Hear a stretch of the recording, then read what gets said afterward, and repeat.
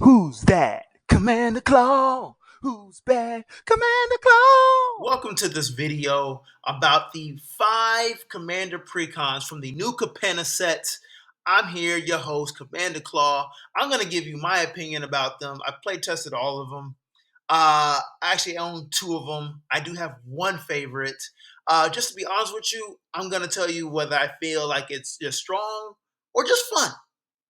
So let's get into it. Let me know in the comment section below what you guys think about the video or any of the decks themselves. Your opinion is going to help out players who will plan on buying it, brewing it, upgrading it, and playing it.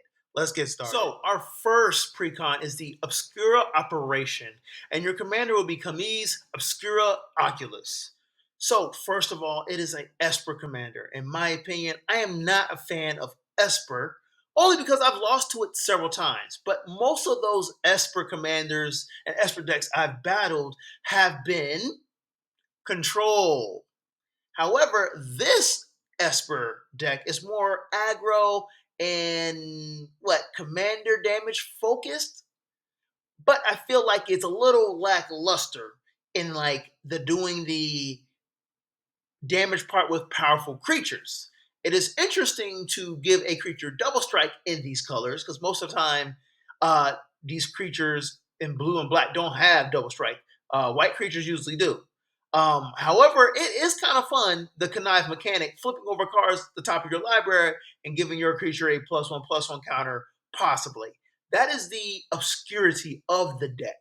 So I think at the end of the day, I mean, out of a grade out of 100, 0 to 100, would I buy it? No, I give it a 70, 73, as in must own, must try, must play. Like, it's just not there. Like, you wish there was more. And probably when you upgrade, you're switching out the Monarch cards for more low CMC creatures to actually deal damage to multiple opponents and give at least one of those creatures double strike and add more board wipes to the deck just to protect your commander and rebuild your board state at somewhat at a fast pace. It's just not an explosive commander. It does what Esper does. It's gradual, slow control, but it's aggro slash commander damage, but I have weak creatures to really do damage. You know what I mean? It's just not there for me. So yeah, moving on. So this is my favorite one out of all the precons. It is the Maestro Massacre with Anello the Painter. I actually own this deck, still play with it today, still upgrading it. I do like Grixis. A lot of players do like Grixis. And if you go on Reddit, I feel like more knowledge base is in Grixis colors. I promise you. I don't know what it is. Grixis is a very spell slinger, or can be a spell slinger focus, death trigger focus, ETB focus. This guy is super cool. He's only weak body, but usually your creature with a weak body has an interesting ability, and they're usually spell slingers. So that's why I like it. He's a 1/3 death toucher and has casualty 2, where you get to copy your instant or sorcery spell. So you already know right there what powerful instants and sorcery spells you plan on playing. What makes it great is those instants and sorcery spells are pretty much uncounterable because you get a copy of it if you use the casualty 2 effect. So an opponent can counter one of the spells, then the copy spell is still going to go through. See, pretty nasty. You get a lot of value out of all the spells that you play. He actually stays on the board because he's a 1/3, so he's not really like a threat visibly. You know, it's not like a creature with 10 +1/+1 counters and your newer players are like, oh my God, I gotta panic. Nah, he's just a 1/3 death touch. They're looking at him like, I don't want to go over there because I'm gonna lose my creature. A lot of players don't like attacking players because creatures have death touch. I say the latter. You trying to lose your creature. I'm gonna make you lose your creature. But anyway, Anello's awesome commander. The only problem you got to deal with is keeping up creatures to sacrifice for your casualty too. Once you run out of those, you're in trouble. Okay, so the Riveter Rampage precon. Let's put it like this: it is a Jund commander. It's going to be fun. It's like the best of creatures in these colors: black, green, and red. You get to play your favorite big high CMC creatures in these colors at a reduced cost, and when they die, you get to draw a card.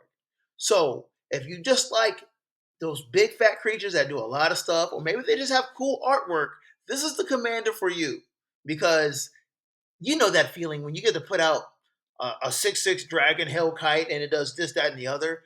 Yeah, that stuff is fun. Like, yeah, Henzi Toolbox Torre is a fun commander if you like big creatures or even seeing creatures with awesome artwork.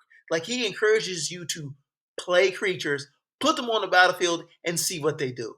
I do think a lot of new players are hesitant to play big creatures because they read a lot and say, oh, this creature costs so much, or people say that. Or like they just don't get to see the card do what it does.